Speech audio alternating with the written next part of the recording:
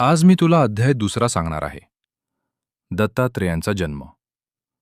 ते तू शांतपणे लक्ष देऊन व श्रद्धेने ऐक. आतील शांत वातावरणात नामधारक सिद्धमुनींसमोर आदराने बसला होता. त्याच्या डोळ्यांत उत्सुकता आणि श्रद्धा होती. सिद्धमुनी प्रेमाने म्हणाले, आता मी तुला श्रीदत्तावताराची पवित्र कथा सांगतो. मन लावून ऐक. सृष्टीच्या प्रारंभी सर्वत्र अंधकार होता. परमेश्वराच्या इच्छेने सृष्टीची निर्मिती झाली. ब्रह्मदेवांनी प्रजांची निर्मिती केली. ऋषी मुनी पृथ्वीवर तपश्चर्या करू लागले. त्यांमध्ये एक महान तपस्वी होते, महर्षी अत्री.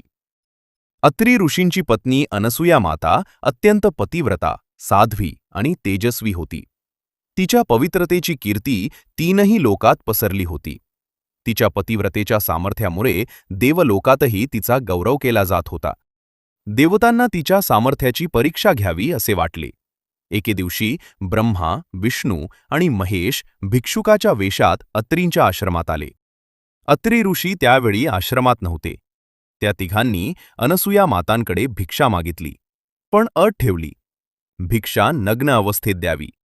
क्षणभर परिस्थिती कठीण वाटली, पण अनसूया माता डगमगल्या नाहीत. त्यांनी आपल्या पतिव्रतेच्या तेजाने त्या तिघांना लहान बालकांमध्ये रूपांतरित केले. 3 निरागस बालक रडू लागले. मातृभाव जागृत झाला.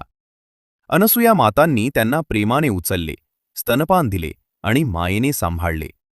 देवलोकात ब्रह्मा, विष्णू आणि महेश परत न गेल्याने त्यांच्या पत्नी चिंतेत पडल्या.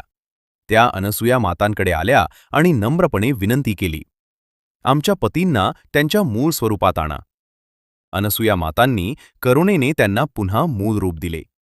त्रिमूर्ती अनसूया मातांच्या पतिव्रतेने अत्यंत प्रसन्न झाले. त्यांनी वर मागण्यास सांगितले. अनसूया मातांनी विनंती केली, आपण तिघेही माझ्या पुत्ररूपाने जन्म घ्यावा. त्या वरामुळे दत्तात्रेया यांचा जन्म झाला.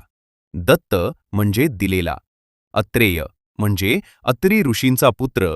दत्तात्रेय पुढे महान योगी, तपस्वी आणि सद्गुरू म्हणून जगात प्रसिद्ध झाले.